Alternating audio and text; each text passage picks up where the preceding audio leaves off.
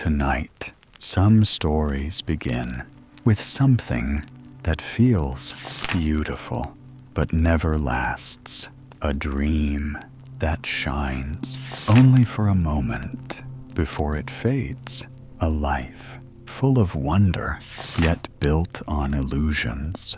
We choose to believe, a small thing, forgotten, cast aside, yet carrying a story of everything it once was, a destiny that looks like happiness but hides a different ending. Some are chosen, some are overlooked, some shine only to disappear, but not everything that looks like joy is meant to last.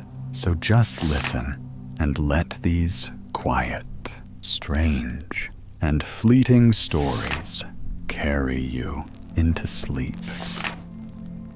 The porter's son, the general, lived in the grand first floor, and the porter lived in the cellar.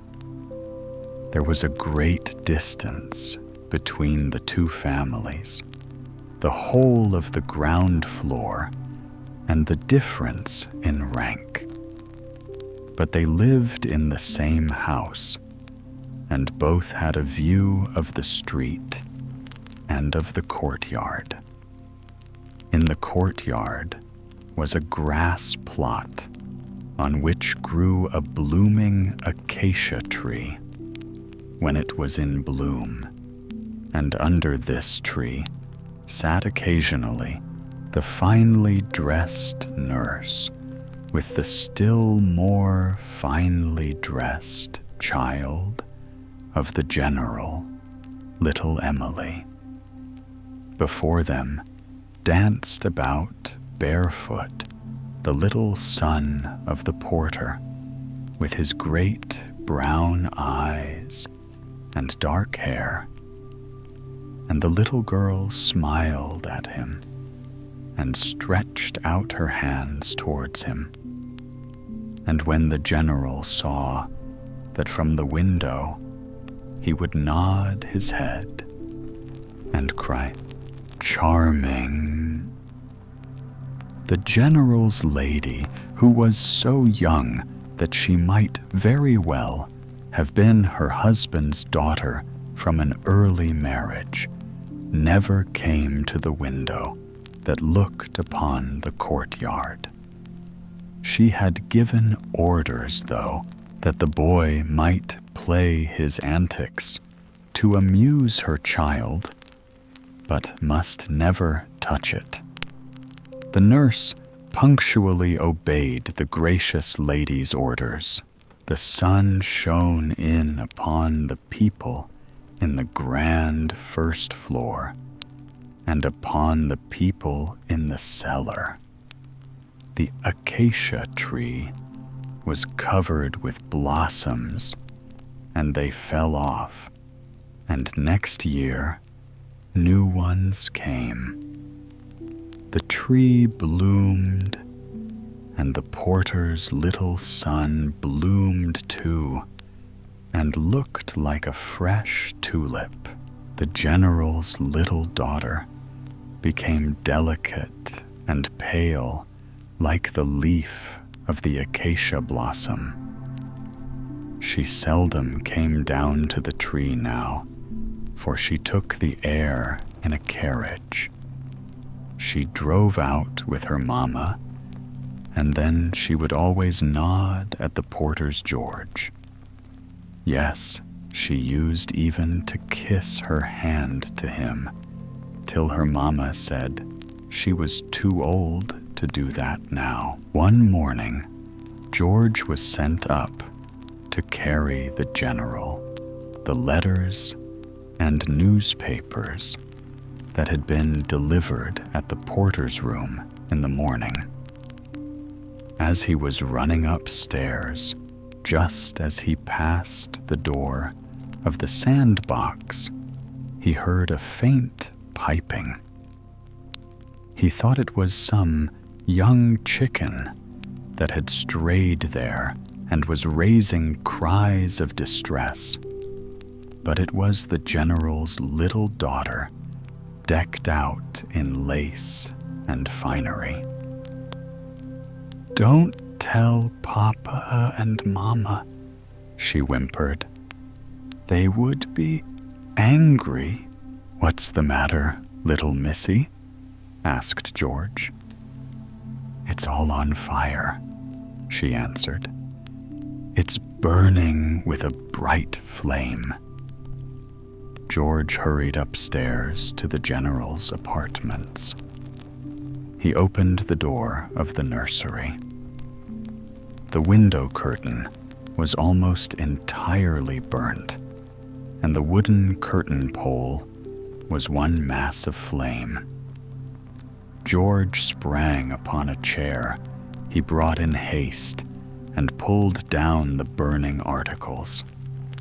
He then alarmed the people, but for him, the house would have been burned down.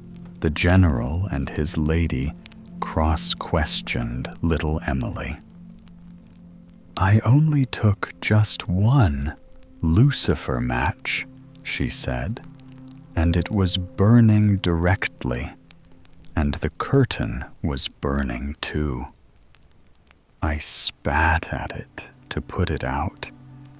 I spat at it as much as ever I could, but I could not put it out.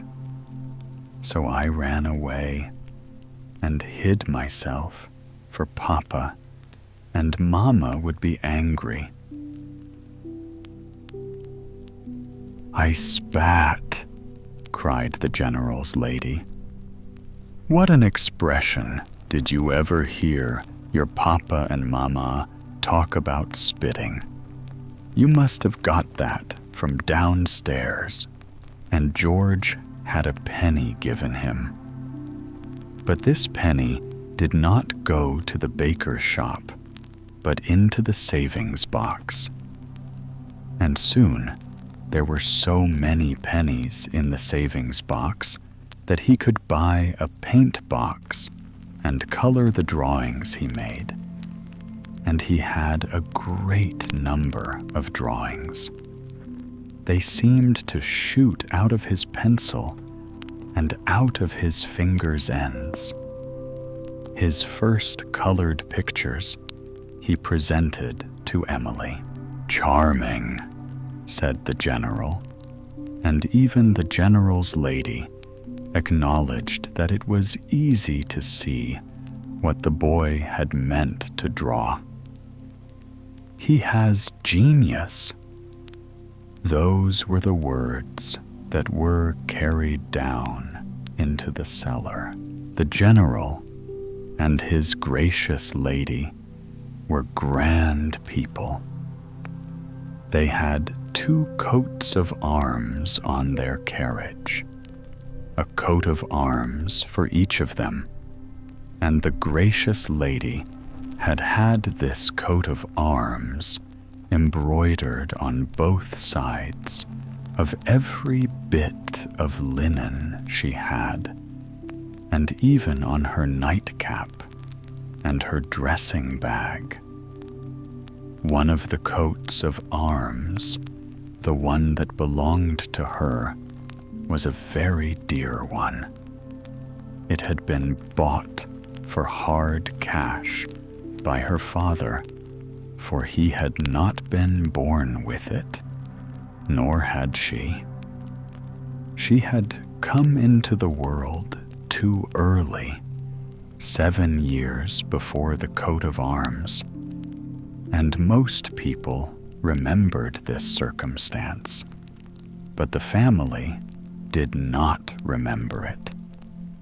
A man might well have a bee in his bonnet when he had such a coat of arms to carry, as that, let alone having to carry 2. And the general's wife had a bee in hers when she drove to the court ball, as stiff and as proud as you please. The general was old and gray, but he had a good seat on horseback, and he knew it, and he rode out every day with a groom behind him at a proper distance. When he came to a party, he looked somehow as if he were riding into the room upon his high horse, and he had orders to such a number that no one would have believed it. But that was not his fault. As a young man, he had taken part in the great autumn reviews, which were held in those days. He had an anecdote that he told about those days, the only one he knew. A subaltern under his orders had cut off one of the princes and taken him prisoner, and the prince had been obliged to ride through the town with a little band of captured soldiers, himself a prisoner behind the general. This was an ever-memorable event, and was always told over and over again every year by the general, who moreover always repeated the remarkable words he had used when he returned his sword to the prince. Those words were, "Only my subaltern could have taken your highness prisoner. I could never have done it." And the prince had replied, "You are incomparable."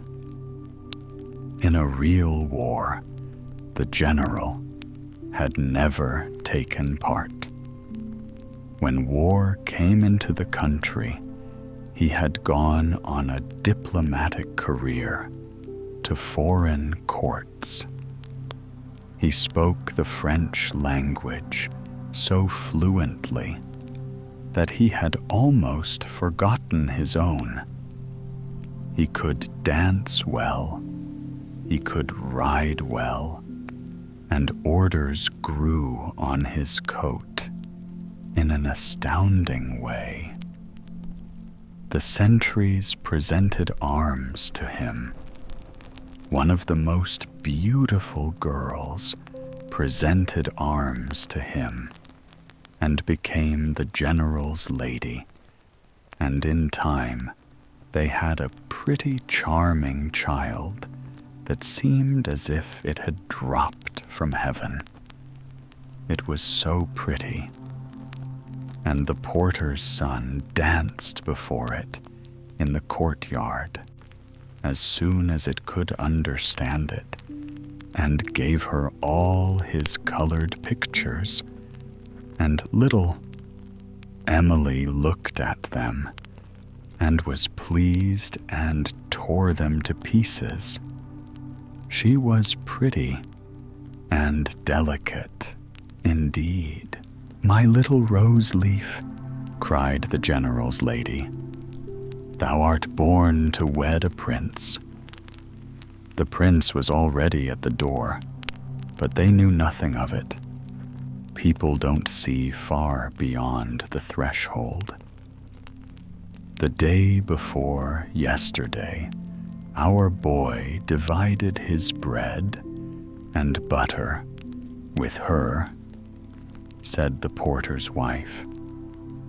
There was neither cheese nor meat upon it, but she liked it as well as if it had been roast beef.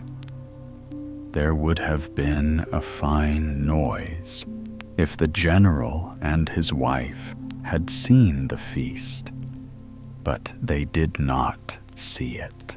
George had divided his bread and butter with little Emily, and he would have divided his heart with her if it would have pleased her.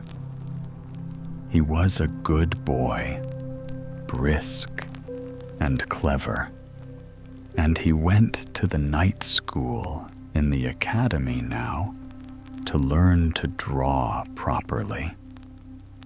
Little Emily was getting on with her education too, for she spoke French with her bonne and had a dancing master.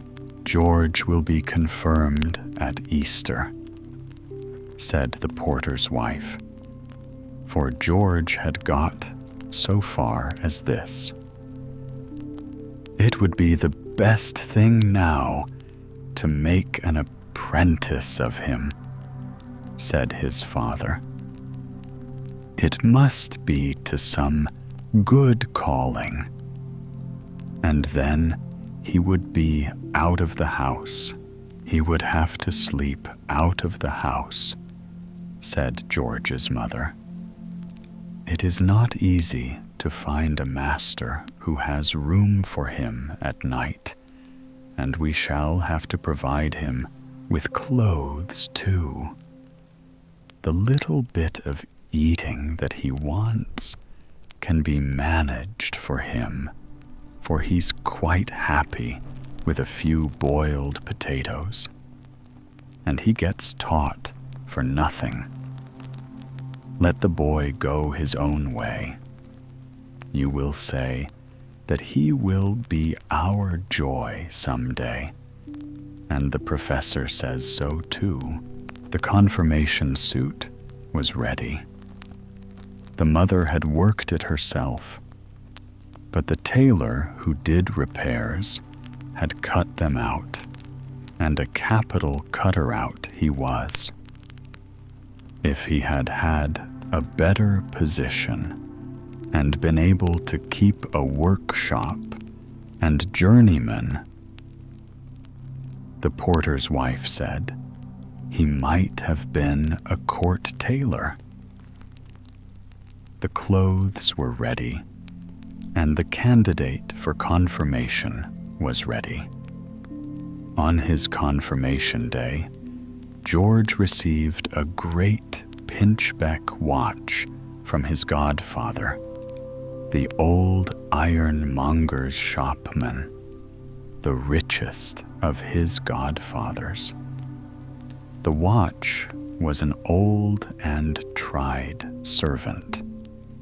It always went too fast, but that is better than to be lagging behind.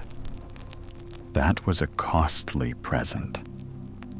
And from the general's apartment, there arrived a hymn book, bound in Morocco, sent by the little lady to whom George had given pictures. At the beginning of the book, his name was written, and her name as his gracious patroness. These words had been written at the dictation of the general's lady, and the general had read the inscription and pronounced it charming. That is really a great attention from a family of such position, said the porter's wife. And George was sent upstairs to show himself in his confirmation clothes, with the hymn book in his hand. The general's lady was sitting very much wrapped up, and had the bad headache she always had when time hung heavy upon her hands. She looked at George very pleasantly and wished him prosperity, and that he might never have her headache. The general was walking about in his dressing gown. He had a cap with a long tassel on his head, and Russian boots with red tops on his feet. He walked 3 times up and down the room, absorbed in his own thoughts and recollections, and then stopped and said, So little George is a confirmed Christian now. Be a good man and honor those in authority over you. Someday, when you are an old man, you can say that the general gave you this precept. That was a longer speech than the general was accustomed to make, and then he went back to his ruminations and looked very aristocratic. But of all that George heard and saw up there, little Miss Emily remained most clear in his thoughts. How graceful she was, how gentle and fluttering and pretty she looked. If she were to be drawn, it ought to be on a soap bubble. About her dress, about her yellow, curled hair, there was a fragrance as of a fresh, blown rose. And to think that he had once divided his bread and butter with her, and that she had eaten it with enormous appetite, and nodded to him at every second mouthful. Did she remember anything about it? Yes, certainly, for she had given him the beautiful hymn book in remembrance of this. And when the first new moon in the first new year after this event came round, he took a piece of bread, a penny, and his hymn book, and went out into the open air and opened the book to see what psalm he should turn up. It was a psalm of praise and thanksgiving. Then he opened the book again to see what would turn up for little Emily. He took great pains not to open the book in the place where the funeral hymns were, and yet he got one that referred to the grave and death. But then he thought this was not a thing in which one must believe, for all that he was startled when soon afterwards the pretty little girl had to lie in bed, and the doctor's carriage stopped at the gate every day. They will not keep her with them, said the porter's wife. The good God knows whom he will summon to himself. But they kept her after all. And George drew pictures and sent them to her. He drew the Tsar's palace, the old Kremlin at Moscow, just as it stood with towers and cupolas. And these cupolas looked like gigantic green and gold cucumbers, at least in George's drawing. Little Emily was highly pleased, and consequently, when a week had elapsed, George sent her a few more pictures, all with buildings in them. For you see, she could imagine all sorts of things inside the windows and doors.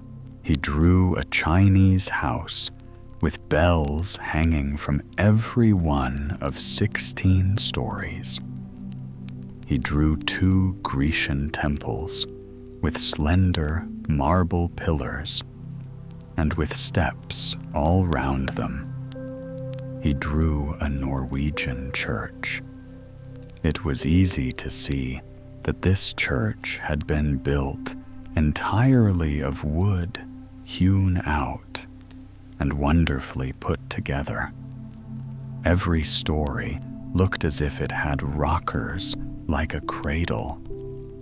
But the most beautiful of all was the castle drawn on one of the leaves, and which he called Emily's Castle. This was the kind of place in which she must live. That is what George had thought, and consequently, he had put into this building whatever he thought most beautiful in all the others. It had carved woodwork like the Norwegian church, marble pillars like the Grecian temple, bells in every story, and was crowned with cupolas, green and gilded like those of the Kremlin of the Tsar. It was a real child's castle, and under every window was written what the hall or the room inside was intended to be.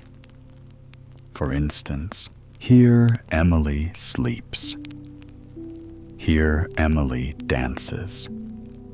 Here Emily plays at receiving visitors. It was a real pleasure to look at the castle.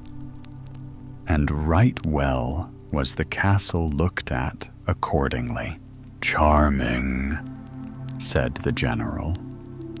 But the old count, for there was an old count there who was still grander than the general and had a castle of his own, said nothing at all. He heard that it had been designed and drawn by the porter's little son. Not that he was so very little either, for he had already been confirmed. The old count looked at the pictures and had his own thoughts as he did so. One day, when it was very gloomy, gray, wet weather, the brightest of days dawned for George. For the professor at the academy called him into his room. "Listen to me, my friend," said the professor. "I want to speak to you. The Lord has been good to you in giving you abilities, and he has also been good in placing you among kind people. The old count at the corner yonder has been speaking to me about you. I have also seen your sketches, but we will not say any more about those, for there is a good deal to correct in them. But from this time forward, you may come twice a week to my drawing class, and then you will soon learn how to do them better. I think there's more of the architect than of the painter in you. You will have time to think that over, but go across to the old count this very day, and thank God for having sent you such a friend." It was a great house, the house of the old count at the corner. Round the windows, elephants and dromedaries were carved all from the old times. But the old count loved the new time best, and what it brought, whether it came from the first floor, or from the cellar, or from the attic. "I think," said the porter's wife, "the grander people are the fewer airs do they give themselves. How kind and straightforward the old count is, and he talks exactly like you and me." Now the general and his lady can't do that, and George was fairly wild with delight yesterday at the good reception he met with at the Count's, and so am I today after speaking to the great man. Wasn't it a good thing that we didn't bind George apprentice to a handicraftsman, for he has abilities of his own? But they must be helped on by others, said the father. That help he has got now, rejoined the mother, for the Count spoke out quite clearly and distinctly. But I fancy it began with the general, said the father, and we must thank them too.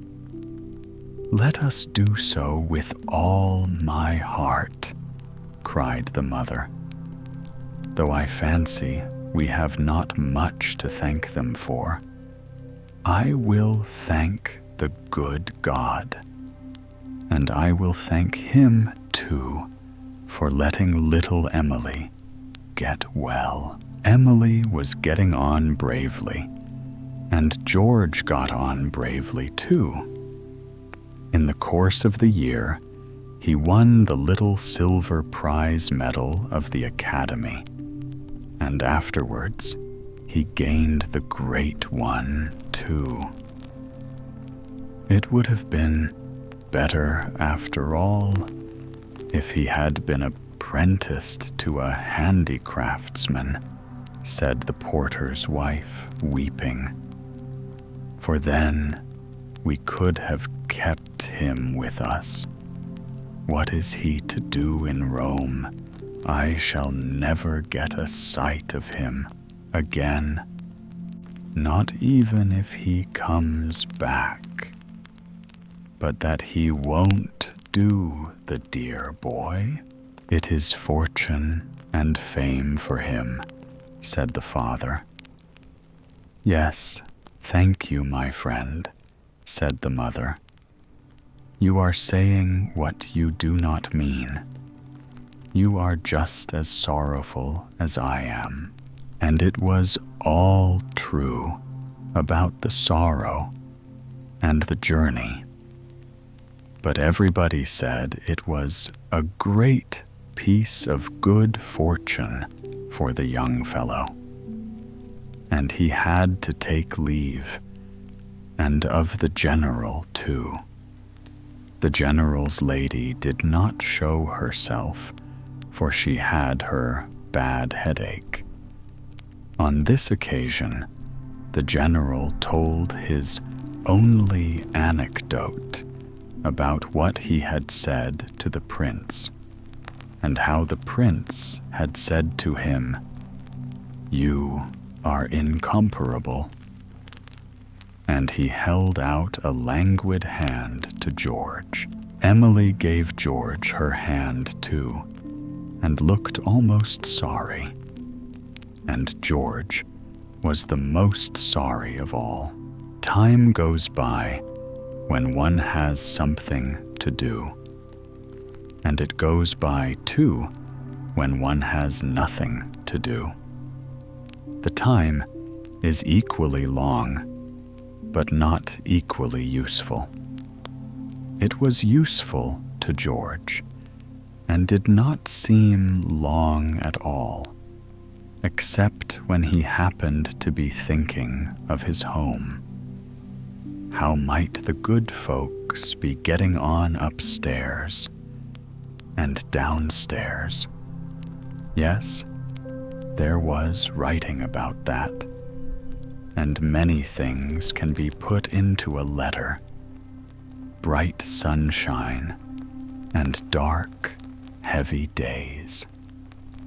Both of these were in the letter which brought the news that his father was dead, and that his mother was alone now. She wrote that Emily had come down to see her, and had been to her like an angel of comfort. And concerning herself, she added that she had been allowed to keep her situation as porteress. The general's lady kept a diary, and in this diary was recorded every ball she attended and every visit she received. The diary was illustrated by the insertion of the visiting cards of the diplomatic circle and of the most noble families. And the general's lady was proud of it. The diary kept growing through a long time, and amid many severe headaches, and through a long course of half-nights, that is to say, of court balls. Emily had now been to a court ball for the first time. Her mother had worn a bright red dress with black lace in the Spanish style. The daughter had been attired in white fair and delicate. Green silk ribbons fluttered like flag leaves among her yellow locks, and on her head she wore a wreath of water lilies. Her eyes were so blue and clear, her mouth was so delicate and red. She looked like a little water spirit, as beautiful as such a spirit can be imagined. The princes danced with her, one after another, of course, and the general's lady had not a headache for a week afterwards. But the first ball was not the last, and Emily could not stand it. It was a good thing, therefore, that summer brought with it rest and exercise in the open air. The family had been invited by the old count to visit him at Him Castle. That was a castle with a garden which was worth seeing. Part of this garden was laid out quite in the style of the old days, with stiff green hedges. You walked as if between green walls, with peepholes in them. Box trees and yew trees stood there, trimmed into the form of stars and pyramids, and water sprang from fountains in large grottos lined with shells. All around stood figures of the most beautiful stone that could be seen in their clothes as well as in their faces. Every flower bed had a different shape and represented a fish or a coat of arms or a monogram. That was the French part of the garden, and from this part the visitor came into what appeared like the green, fresh forest, where the trees might grow as they chose, and accordingly they were great and glorious. The grass was green and beautiful to walk on, and it was regularly cut and rolled and swept and tended. That was the English part of the garden. Old time and new time, said the Count. Here they run well into one another. In 2 years, the building itself will put on a proper appearance. There will be a complete metamorphosis in beauty and improvement. I shall show you the drawings, and I shall show you the architect, for he is to dine here today." "Charming," said the general. "'Tis like paradise here," said the general's lady, "and yonder you have a knight's castle." "That's my poultry house," observed the count. "The pigeons live in the tower, the turkeys in the first floor, but old Elsie rules in the ground floor. She has apartments on all sides of her.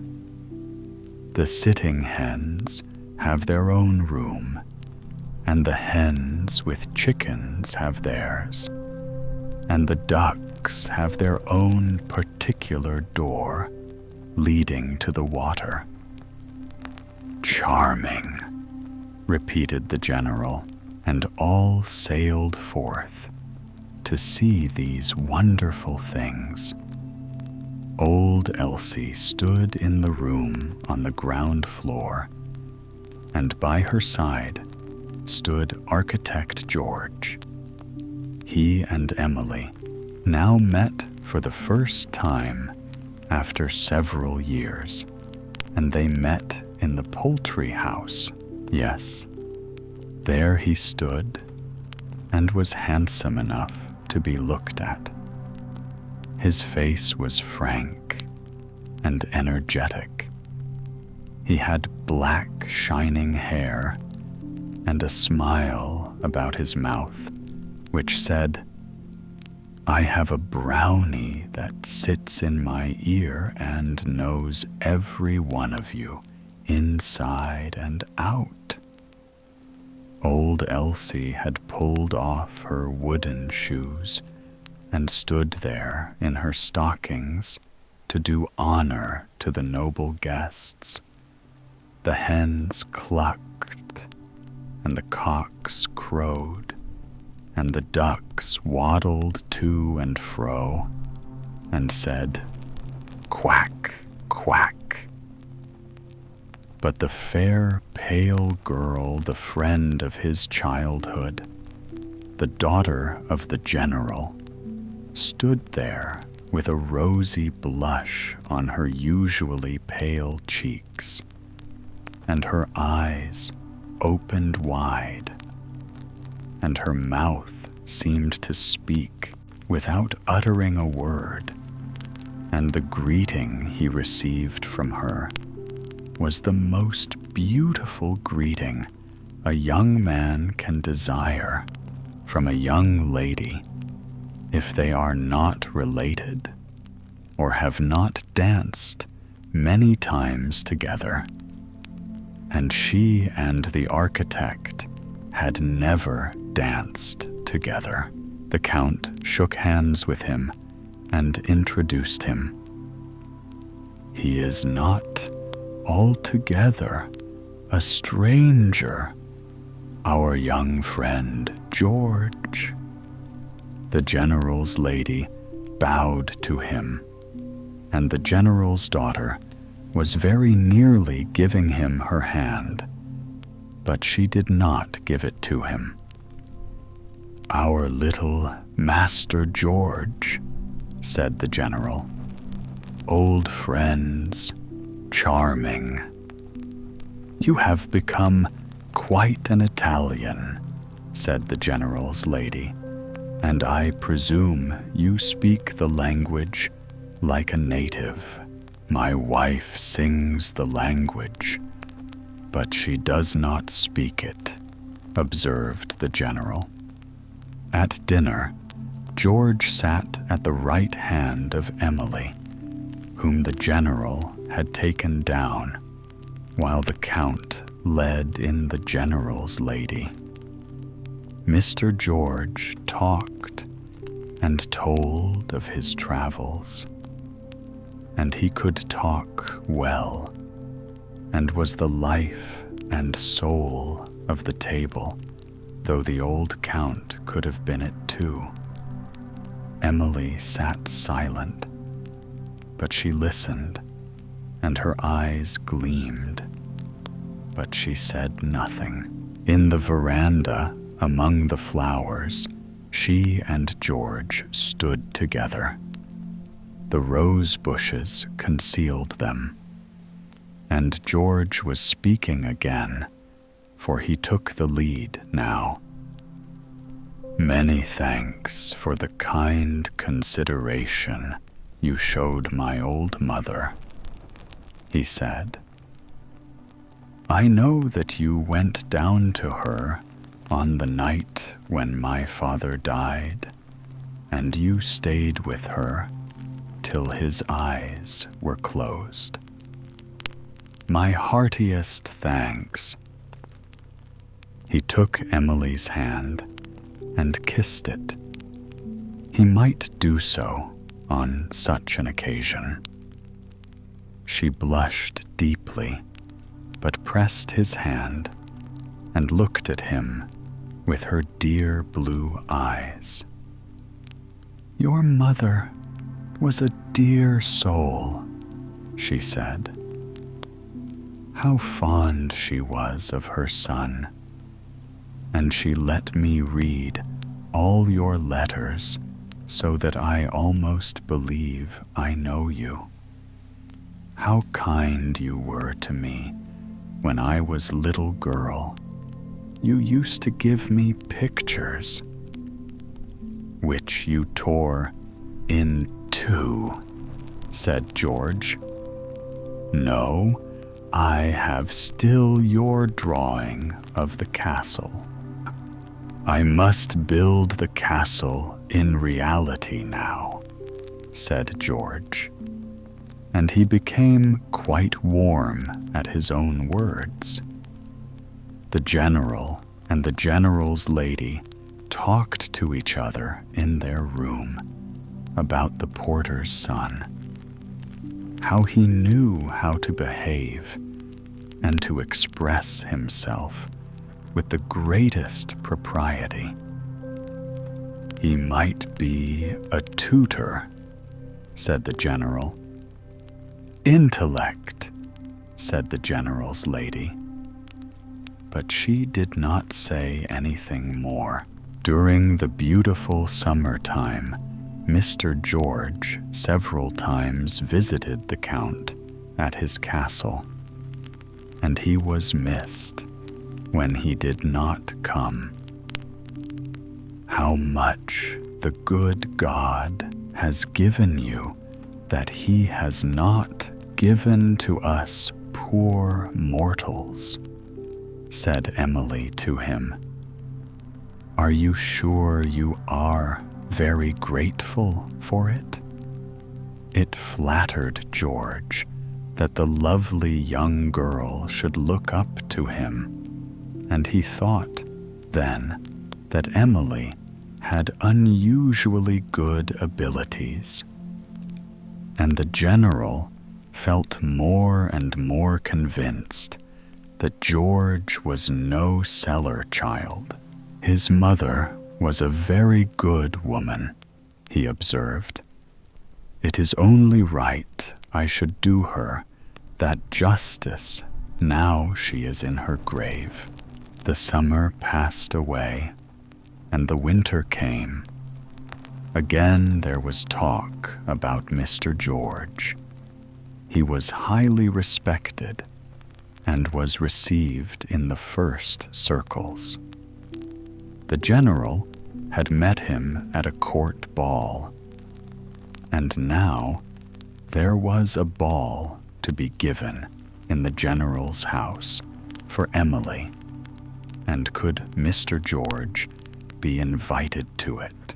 He whom the king invites can be invited by the general also, said the general, and drew himself up till he stood quite an inch higher than before. Mr. George was invited, and he came. Princes and counts came, and they danced, one better than the other. But Emily could only dance one dance, the first, for she made a false step. Nothing of consequence, but her foot hurt her, so that she had to be careful and leave off dancing and look at the others. So she sat and looked on, and the architect stood by her side. "I suppose you are giving her the whole history of St. Peter's," said the general as he passed by, and smiled like the personification of patronage. With the same patronizing smile, he received Mr. George a few days afterwards. The young man came, no doubt, to return thanks for the invitation to the ball. What else could it be? But indeed, there was something else, something very astonishing and startling. He spoke words of sheer lunacy, so that the general could hardly believe his own ears. It was the height of rhodomontade, an offer, quite an inconceivable offer. Mr. George came to ask the hand of Emily in marriage. "Man," cried the general, and his brain seemed to be boiling. "I don't understand you at all. What is it you say? What is it you want? I don't know you. Sir, man, what possesses you to break into my house? And am I to stand here and listen to you?" He stepped backwards into his bedroom, locked the door behind him, and left Mr. George standing alone. George stood still for a few minutes, and then turned round and left the room. Emily was standing in the corridor. "My father has answered," she said, and her voice trembled. George pressed her hand. "He has escaped me," he replied. "But a better time will come."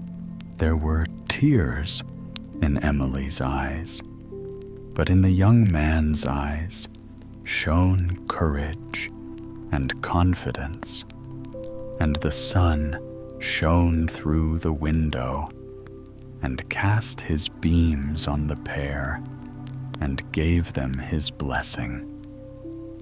The general sat in his room, bursting hot. Yes, he was still boiling, until he boiled over in the exclamation, "Lunacy Porter madness." Not an hour was over before the general's lady knew it out of the general's own mouth. She called Emily and remained alone with her. "You poor child," she said. "To insult you so, to insult us so. There are tears in your eyes, too, but they become you well. You look beautiful in tears. You look as I looked on my wedding day. Weep on my sweet Emily." "Yes, that I must," said Emily, "if you and my father do not say yes." "Child," screamed the general's lady, "you are ill. You are talking wildly, and I shall have a most terrible headache.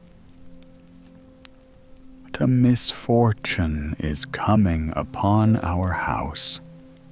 Don't make your mother die, Emily, or you will have no mother."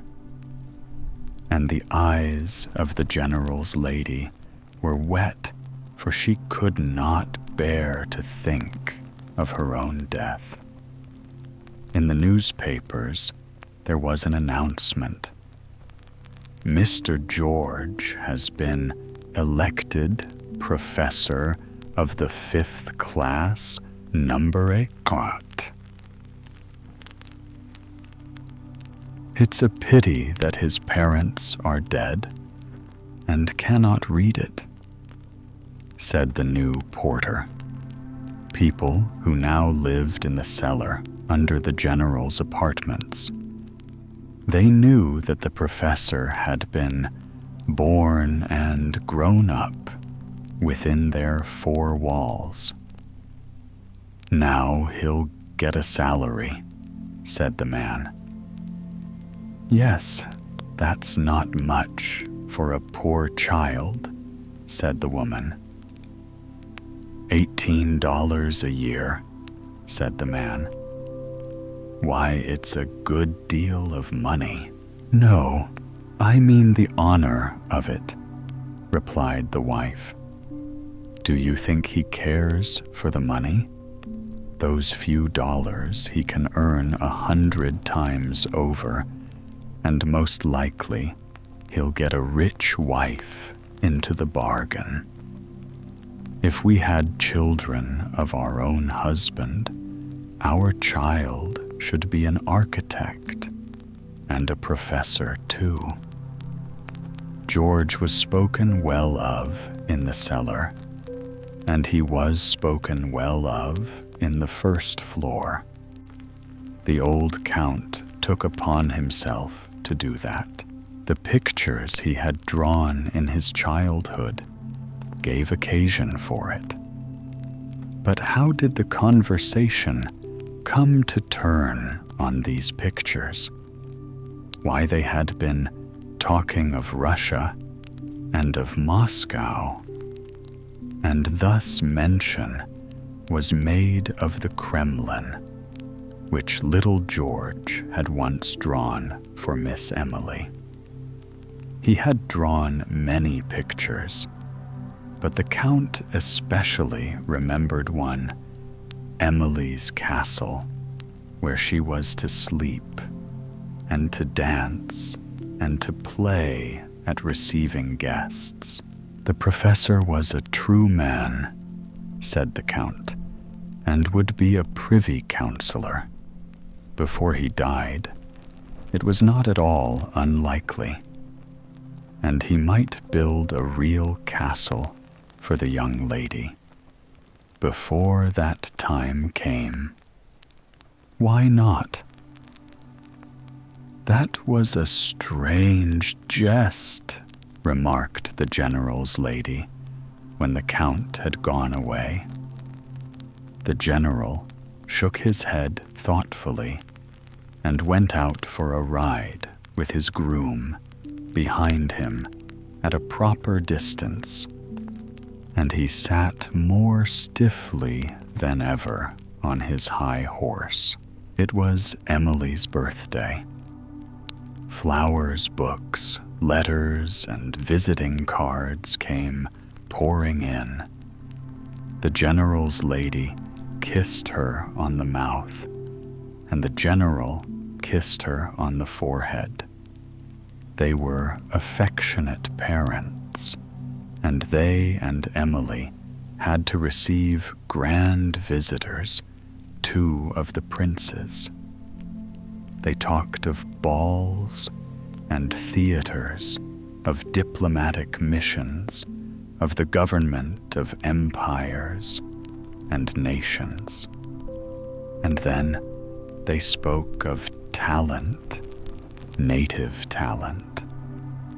And so the discourse turned upon the young architect. "He is building up "An immortality for himself," said one, "and he will certainly build his way into one of our first families." "One of our first families," repeated the general, and afterwards the general's lady. "What is meant by one of our first families?" "I know for whom it was intended," said the general's lady, "but I shall not say it. I don't think it. Heaven disposes, but I shall be astonished." "I am astonished also," said the general. "I haven't an idea in my head." And he fell into a reverie, waiting for ideas. There is a power, a nameless power, in the possession of favor from above, the favor of Providence. And this favor little George had. But we are forgetting the birthday. Emily's room was fragrant with flowers sent by male and female friends. On the table lay beautiful presents for greeting and remembrance. But none could come from George. None could come from him. But it was not necessary, for the whole house was full of remembrances of him. Even out of the ash bin, the blossom of memory peeped forth, for Emily had sat whimpering there on the day when the window curtain caught fire, and George arrived in the character of fire engine. A glance out of the window and the acacia tree reminded of the days of childhood. Flowers and leaves had fallen, but there stood the tree covered with hoarfrost, looking like a single huge branch of coral, and the moon shone clear and large among the twigs, unchanged in its changings, as it was when George divided his bread and butter with little Emily. Out of a box, the girl took the drawings of the Tsar's palace and of her own castle, remembrances of George. The drawings were looked at, and many thoughts came. She remembered the day when, unobserved by her father and mother, she had gone down to the porter's wife who lay dying. Once again, she seemed to sit beside her, holding the dying woman's hand in hers, hearing the dying woman's last words, "Blessing George." The mother was thinking of her son, and now Emily gave her own interpretation to those words. Yes, George was certainly with her on her birthday. It happened that the next day was another birthday in that house, the general's birthday. He had been born the day after his daughter, but before her, of course, many years before her. Many presents arrived, and among them came a saddle of exquisite workmanship, a comfortable and costly saddle. One of the princes had just such another. Now from whom might this saddle come? The general was delighted. There was a little note with the saddle Now, if the words on the note had been, "Many thanks for yesterday's reception," we might easily have guessed from whom it came. But the words were, "From somebody whom the general does not know." "Whom in the world do I not know?" exclaimed the general. "I know everybody." And his thoughts wandered all through society, for he knew everybody there. "That saddle comes from my wife," he said at last. "She is teasing me, charming." But she was not teasing him. Those times were past. Again there was a feast, but it was not in the general's house. It was a fancy ball at the prince's, and masks were allowed too. The general went as Rubens, in a Spanish costume, with a little ruff round his neck, a sword by his side, and a stately manner. The general's lady was Madame Rubens, in black velvet, made high round the neck, exceedingly warm, and with a millstone round her neck, in the shape of a great ruff, accurately dressed, after a Dutch picture in the possession of the general, in which the hands were especially admired. They were just like the hands of the general's lady. Emily was Psyche. In white crepe and lace, she was like a floating swan. She did not want wings at all. She only wore them as emblematic of Psyche. Brightness, splendor, light, and flowers, wealth, and taste appeared at the ball.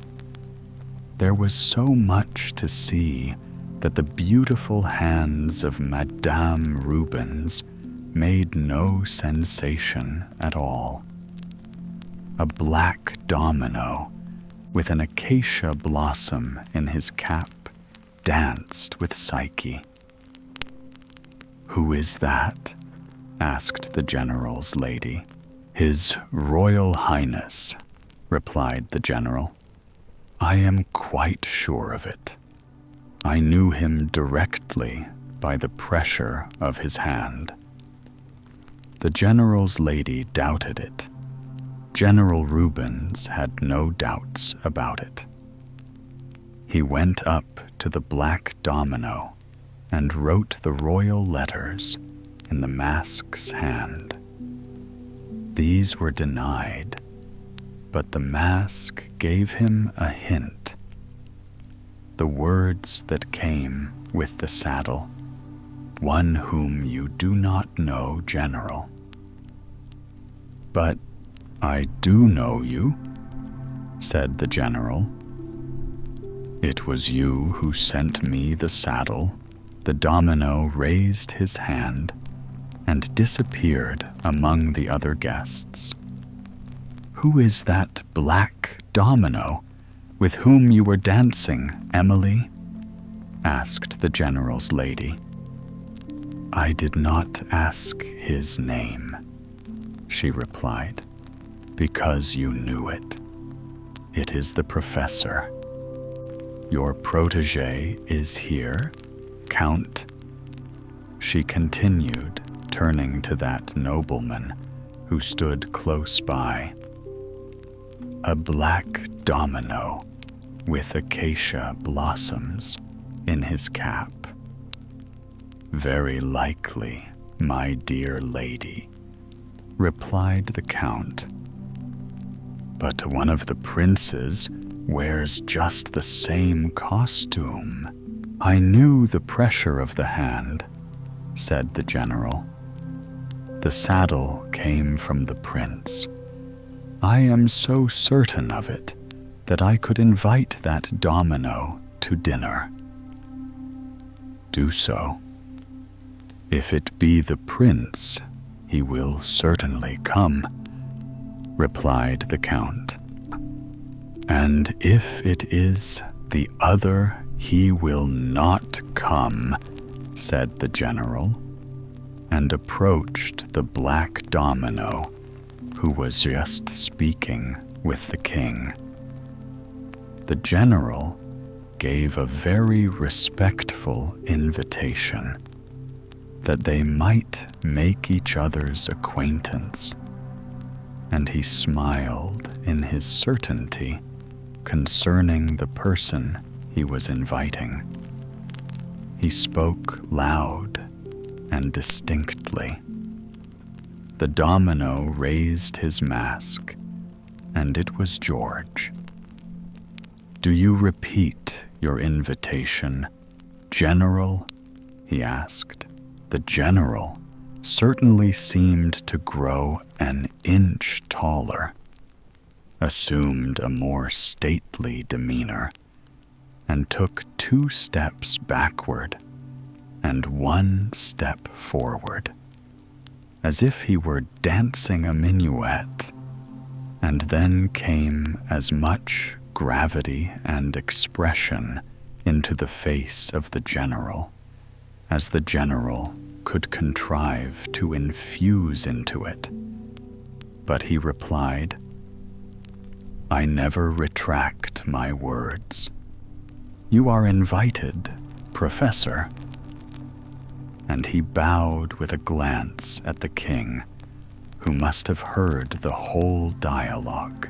Now there was a company to dinner at the general's, but only the old count and his protégé were invited. I have my foot under his table, thought George. That's laying the foundation stone. And the foundation stone was really laid with great ceremony at the house of the general and of the general's lady. The man had come and had spoken quite like a person in good society, and had made himself very agreeable, so that the general had often to repeat his charming. The general talked of this dinner, talked of it even to a court lady. And this lady, one of the most intellectual persons about the court, asked to be invited to meet the professor the next time he should come.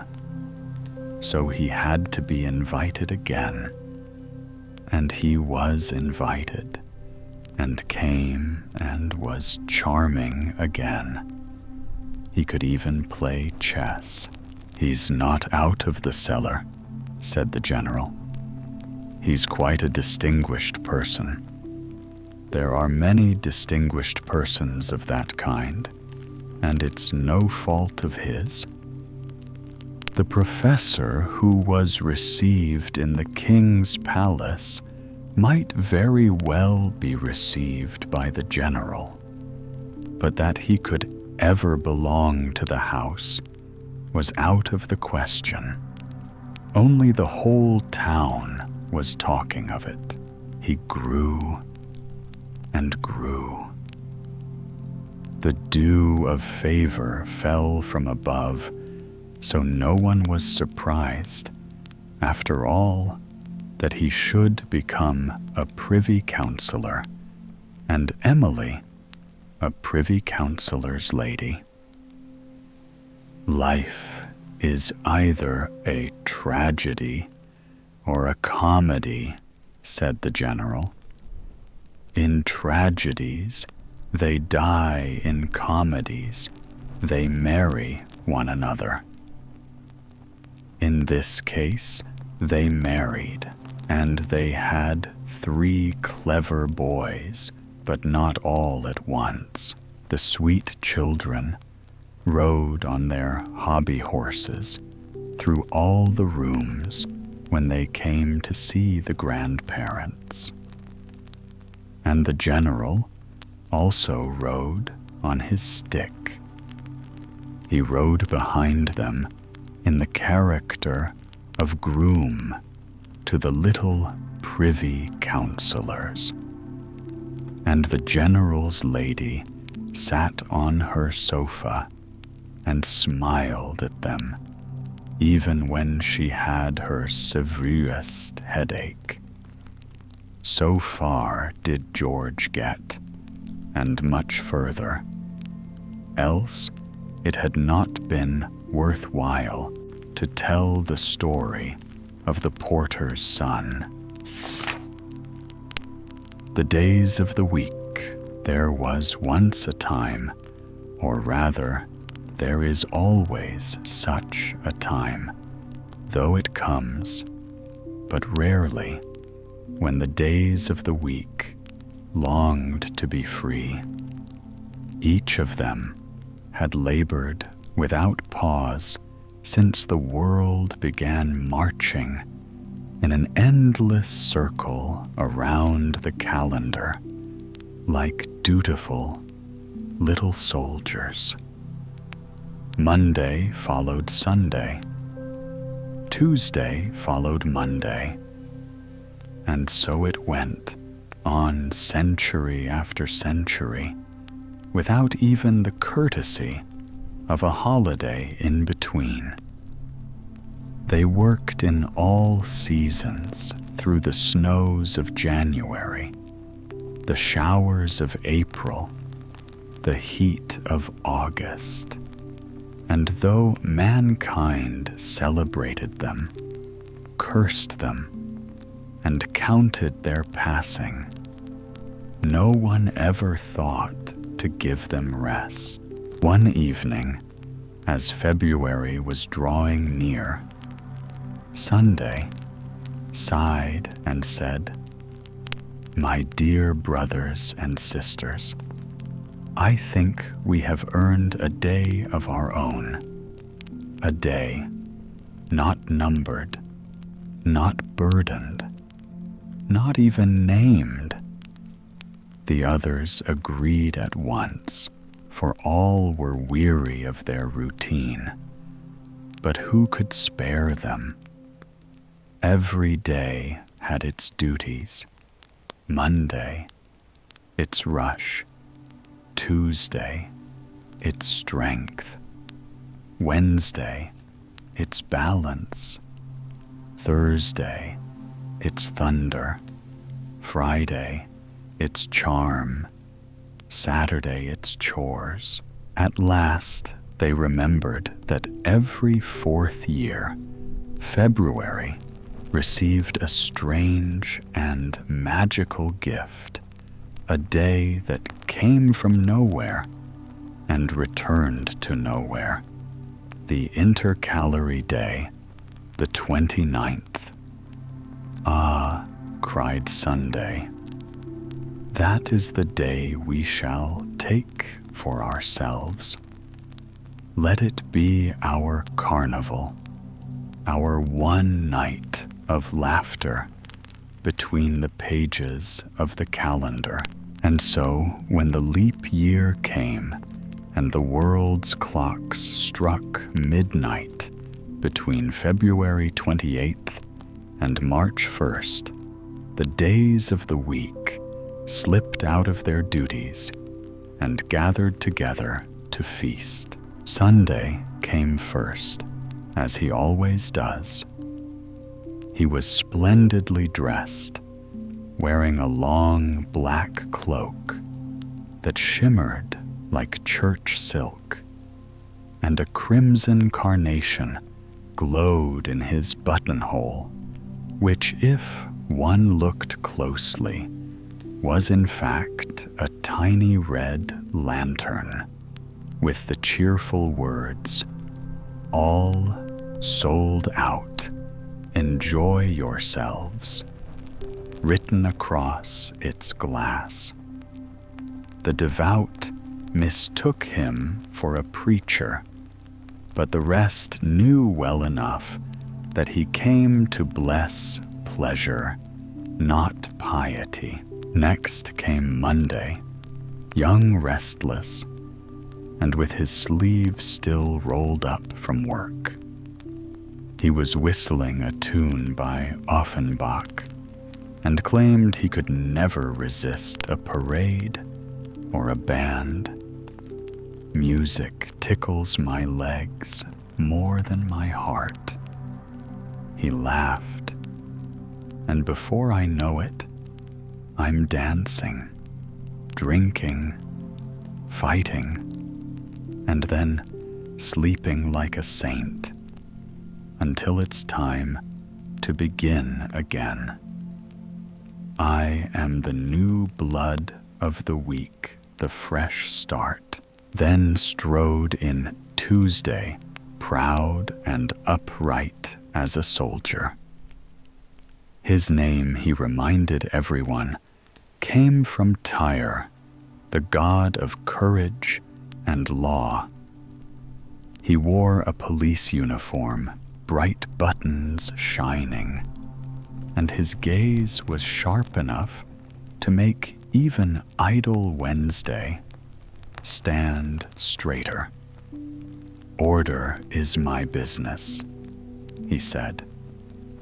I see that the merchants tie on Mercury's wings, the wheels turn in the mills, the hammers fall in rhythm, and every worker tends his trade. Without me, the week would collapse like a badly built chair. He tapped his baton on the table and added, "If that's not wit enough for you, think of a better jest yourselves." Wednesday came in next, looking very pleased with himself. He wore a fine vest and carried a walking stick, as though he were a respectable shopkeeper taking the air. Gentlemen, he declared, the very center of the week. In Germany, they call me Herr Mittwoch, and well they might, for I stand firm between the days that rush forward and the days that drag behind. 3 days before me, 3 after me, like an honor guard. Truly, I must be the most balanced and distinguished of us all. After him thundered Thursday, quite literally. He was broad-shouldered, his beard bright with sparks, and he carried a copper kettle under one arm and a hammer in the other. "Make way for Thor," he boomed. "In the north, they call me by his name. In the south, they call me Jupiter. Both could call down lightning, and that, my friends, runs in the family." He struck his kettle with his hammer, and the whole room rang with a sound like laughter wrapped in thunder. Then came Friday, graceful, smiling, and radiant as spring. She was dressed like a young woman at a festival, her hair braided with pearls, and her eyes were full of mischief. "I am Freya," she said sweetly, "and also Venus, depending on which language you love in. I am joy, beauty, and the promise of rest after toil." But tonight, she added, blushing, I am bolder than usual, for it is leap day, and by ancient custom, a woman may ask for a man's hand instead of waiting for his. The others clapped and teased her mercilessly, and Friday only laughed. Finally came Saturday, older, plumper, and carrying a broom, a mop, and a basket full of cleaning rags. Her apron was spotless, and her expression was practical. If none of you will tidy up after this fine party, I suppose I must, she said briskly. But first, I'll have a bowl of beer soup, my favorite. You needn't all share it, but I'll take mine now.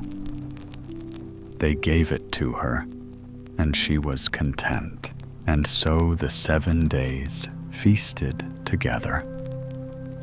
They ate, drank, and jested until the candles guttered out and the clocks prepared to move on again. They praised one another, quarreled, made peace, and swore eternal friendship, much as human beings do at every good party. Their laughter echoed faintly through the hours, though no mortal heard it, for men and women slept soundly, while time itself held its breath. When dawn came, the intercalary day quietly folded itself back into February, and the 7 went their separate ways once more. Sunday to his sermons and parades, Monday to his bustle, Tuesday to his order, Wednesday to his pride, Thursday to his thunder, Friday to her beauty, and Saturday to her cleaning. Yet, if you listen very closely on the night between the 28th of February and the 1st of March in a leap year, you may still hear a distant music laughter, clinking glasses, and the faint beat of Thor's kettle. It is the carnival of the days of the week, celebrating their one borrowed moment of freedom. And that, dear reader, is why February alone was given the gift of an extra day, so that time itself might dance. What happened to the Thistle beside the vast and splendid estate stretched a garden so exquisite that travelers often paused just to marvel at its beauty. It was a place where every path seemed brushed by sunlight, and every flower had its own quiet song. Rare trees arched overhead like living chandeliers, their leaves murmuring secrets in the wind.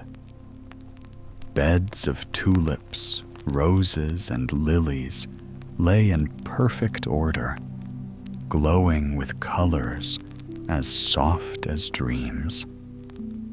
Guests of the manor wandered there in admiration, and their laughter mingled with the hum of bees and the whisper of the fountains.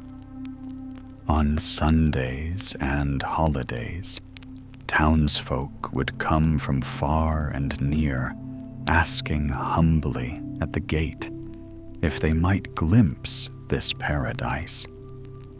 Sometimes Whole schools of children arrived, their eyes wide with wonder, carrying home stories of the magical garden that bloomed beside the great estate. Just beyond the high fence that enclosed this little Eden, there stood a single wild thistle. She grew in the narrow strip of earth between the polished world within and the dusty country lane without. Yet what a thistle she was! Strong, tall, and gloriously defiant. Her leaves bristled like green armor, and her purple blossoms burned with royal color. She was no timid weed, but a queen of her kind.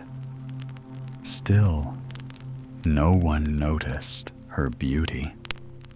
No one except an old gray donkey who hauled the milkmaid's cart each morning. Whenever he passed, he would stretch out his long neck toward her, whispering in his gravelly voice, "Ah, what a beauty you are. I'd give my best load of hay just to taste you." But his rope was too short, and the thistle remained untouched, willed free and unseen. One radiant afternoon, the manor held a grand celebration. Gentlefolk in silks and satin filled the halls, and the sound of music drifted out through the open windows like perfume. Among the guests were noble relatives from the capital, young men with polished boots and confident smiles, and ladies who looked like flowers themselves in their flowing gowns. One of them, however, drew every gaze, a young woman who had come from far across the sea, from the misty hills of Scotland. Her hair glimmered like copper in the sunlight, and her eyes held the calm blue of northern skies. She was wealthy, high-born, and wise, yet it was not her fortune, but her grace that made hearts tremble. Every mother thought her a perfect bride. Every young man thought the same. After the meal, the guests drifted into the garden to play croquet on the lawn. Laughter rang out as mallets clicked and balls rolled over the soft grass. The young ladies, in a playful mood, began plucking flowers from the garden to place in the buttonholes of their companions. Roses, lilies, and violets soon adorned the men's coats. But the Scottish lady, wandering thoughtfully among the paths, found none that pleased her. Her eyes roamed beyond the fence until she saw rising tall and proud against the sky the thistle bush in all her rugged beauty, its purple crowns blazing in the sun. "That one," she said with a sudden smile, "that is Scotland's flower. It blooms on my country's coat of arms. That and no other shall be mine." The young heir of the house, eager to please, climbed the fence. He reached for the finest blossom and promptly pricked his finger on a thorn as sharp as a sword. Yet he laughed at the pain, for when the lady placed the thistle in his buttonhole, he felt it was an honor greater than any medal. The other men looked on with envy, for none would not have traded their garden blooms for the wild token from her hand. And the thistle herself, watching, was filled with a trembling pride, as though the sun had poured golden wine into her veins. I must be of finer breeding than I knew, she thought joyfully. A flower of noble lineage. One of my children has crossed the fence and found its place upon a nobleman's heart. Surely I, too, belong among the chosen flowers. In the days that followed, the thistle told her story to every new bud that opened. The breeze carried whispers from the garden, and even from the open windows of the manor, she caught words of wonder. The Scottish lady and the young heir had fallen in love, and soon were to be married. It was my doing, said the thistle proudly. My flower began their love story. Her buds listened in awe. Soon she began to imagine her own future. Any day now, she mused, they will come for me. They'll dig up my roots gently and give me a place of honor inside the garden, perhaps even in a fine clay pot upon the terrace. What could be more fitting for the flower that united two hearts? So she dreamed and dreamed until she half believed she already stood in a gilded pot. She promised each bud that bloomed, you too will find your place beyond the fence, perhaps in a pot, perhaps even in a buttonhole. But none of her children were chosen. They lived and faded in the open air, kissed by sun and dew, visited by bees and wasps who came for honey and left her poorer for it. What thieves they are, grumbled the thistle, to take and never thank. Still, she kept her dignity. New flowers grew where the old had fallen. Any moment now, she told them, I shall cross the fence. The daisies and blades of grass nearby listened with admiration. Even the donkey stretched toward her longingly, though his rope still held him short. Time passed. Summer gave way to autumn. The garden blazed with color, but smelled faintly of farewell. The wind grew cooler, the evenings longer. How strange, sighed the thistle. They are wed now, those two whom I united, yet I remain where I have always been, forgotten. But she consoled herself. A mother may wait patiently. Greatness is often slow to be recognized.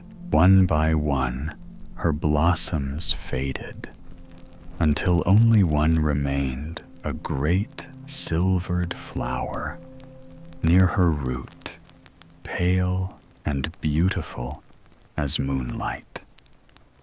When the cold wind blew, it shimmered like an artichoke of frost. Then, one crisp morning, the young couple strolled together down the garden path. The bride looked across the fence and exclaimed, "There still stands the grand thistle. But she has no flowers left." Her husband smiled and pointed. "There's the ghost of one, the last bloom silver as a star." "How lovely," she said softly. "We must have one just like that carved upon the frame of our wedding portrait." And once again, the young man climbed the fence and plucked the shining remnant. The thorns pricked him as if to remind him that beauty often comes with pain. He carried the thistle into the manor where a painter worked on a grand portrait, the newly married couple. In the picture, the groom wore a thistle in his buttonhole, and when the carving for the frame was designed, it was modeled after the thistle's final bloom, the one they had brought in from the roadside.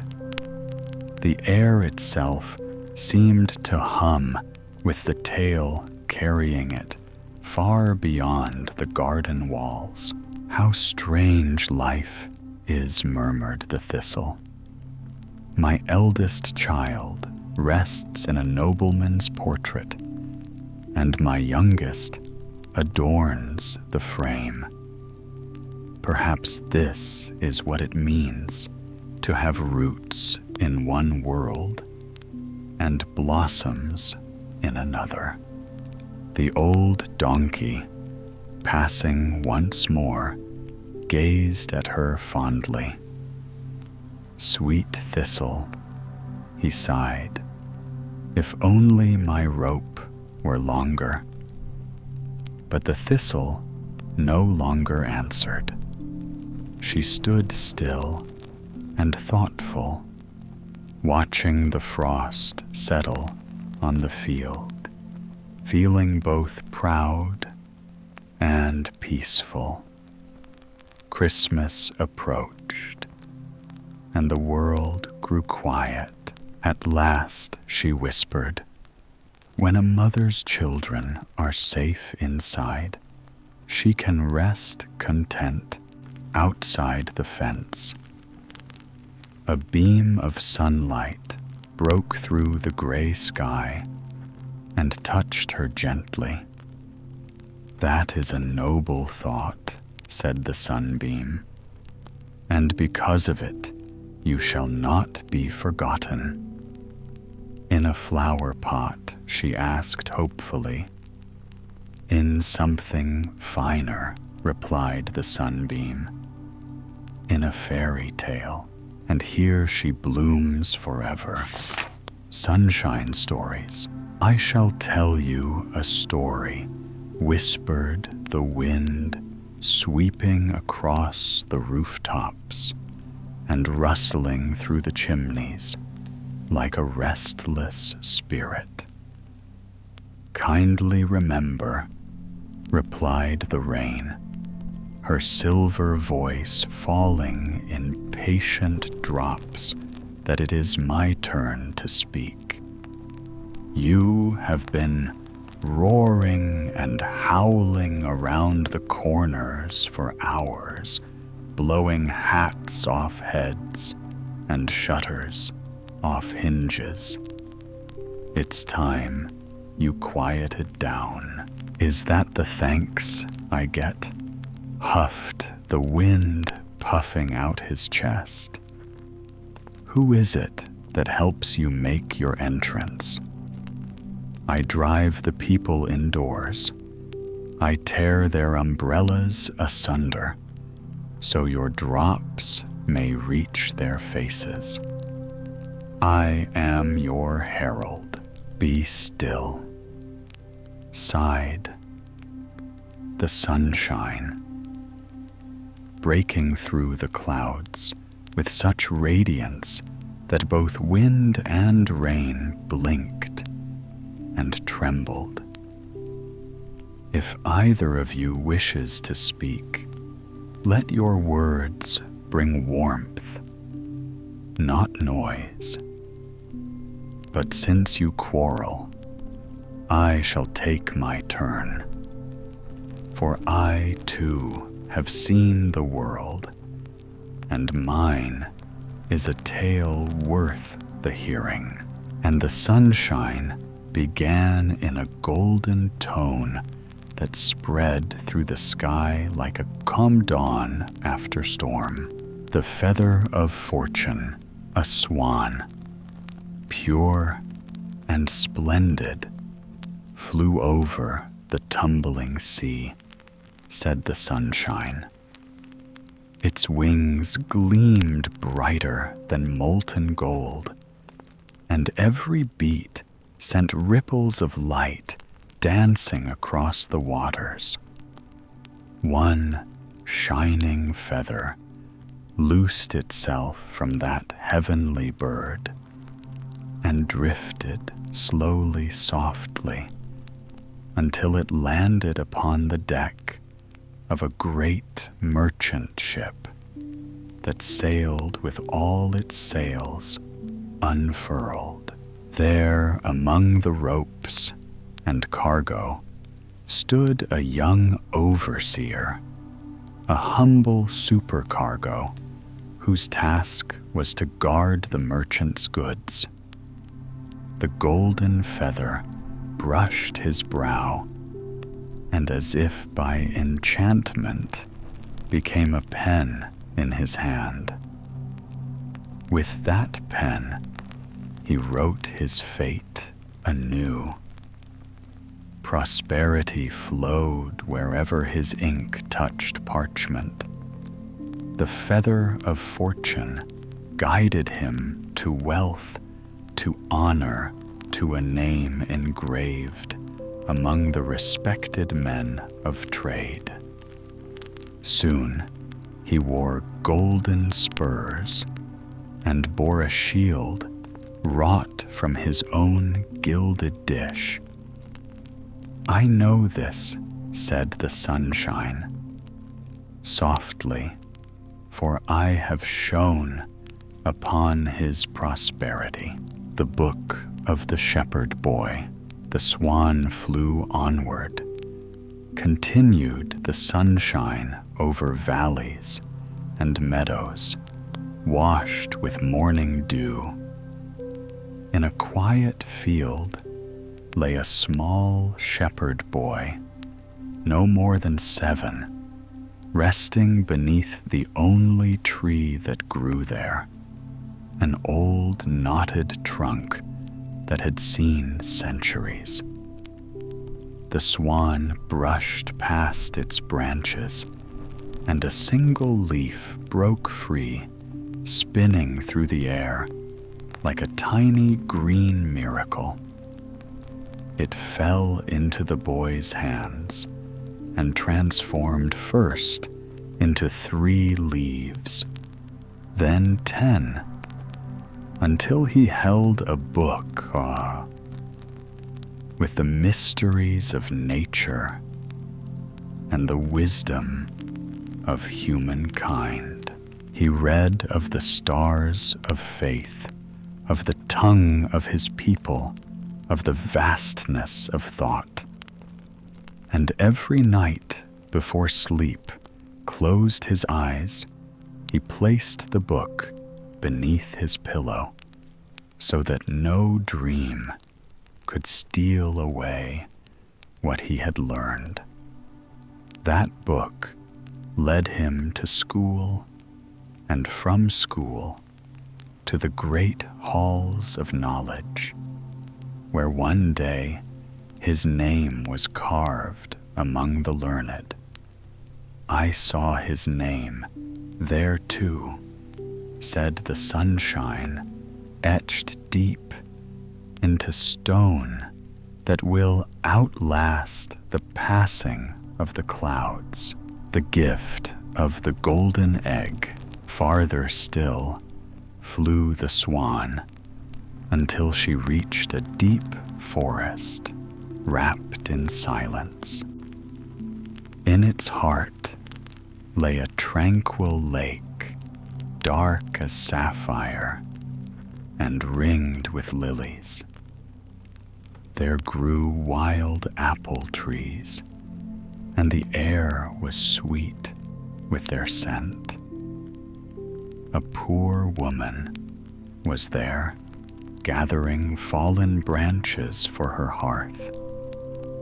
She carried a bundle of sticks upon her bent back, and in her weary arms a small child. Suddenly, from the reeds, the swan arose, a shimmer of gun and wind.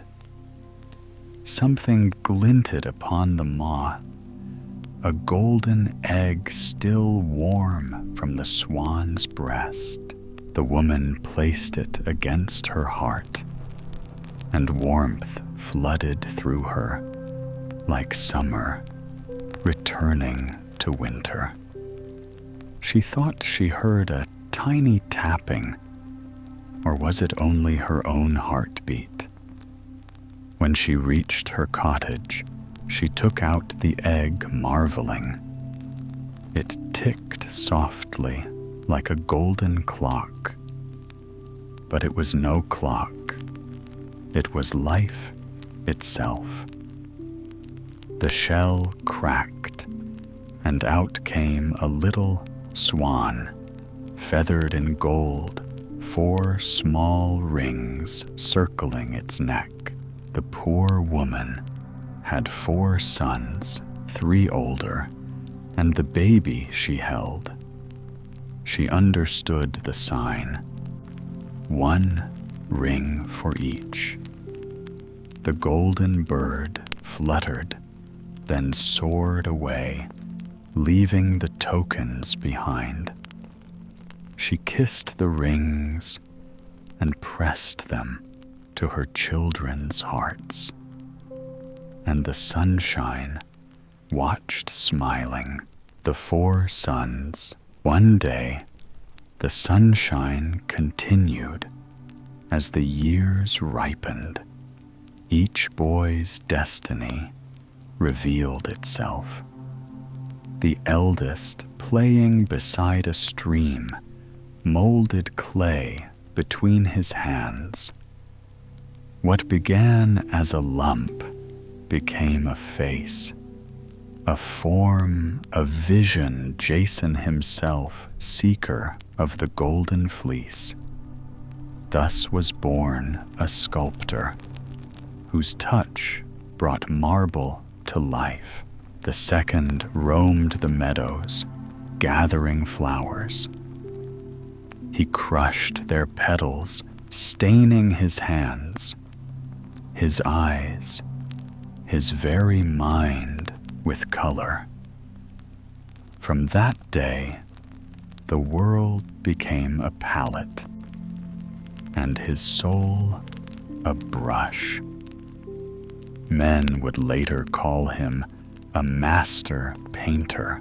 The third, lost in thought, bit upon his ring until it sang faintly between his teeth, and that song became his life. Melodies flowed from him as rivers from mountains. His music carried the tenderness of dawn and the thunder of storms. The world called him a great composer, and each nation claimed him as its own. The youngest, still an infant, when the rings were given, grew frail and dreamful. They mocked him, called him weak, said he had the pip.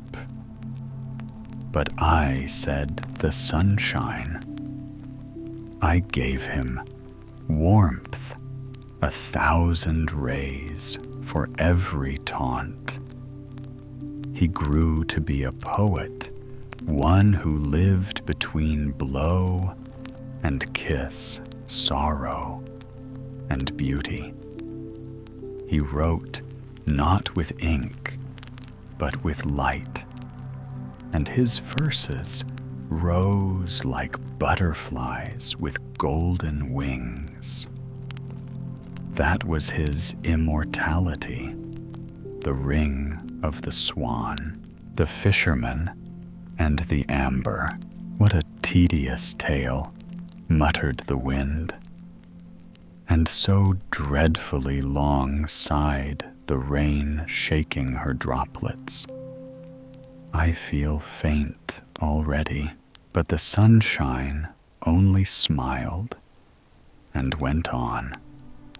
The swan of fortune flew once more beyond the forest, beyond the fields, until it reached the wide gulf where fishermen cast their nets. There was one among them, the poorest yet richest in hope. He dreamed of a home of love, of peace. The swan heard him, and as she vanished over the horizon, she dropped a lump of amber into his net. Amber is the soul of sunlight made solid. It draws what is distant close. From that day forth, hearts were drawn to the fisherman's humble door. The amber burned on their hearth, and its scent rose like incense from a temple, as if heaven itself had breathed upon their home. The fisherman and his bride lived simply but joyfully. Their days were bright as the sea after rain. And thus their story too became one of sunshine. The wind yawned. Enough of this endless glowing nonsense. You've talked the day away. So am I.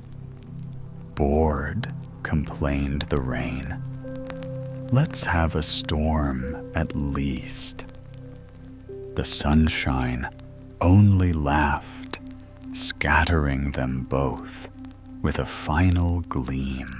And those of us who have listened, what do we say? We say, now the story is told, and the light remains.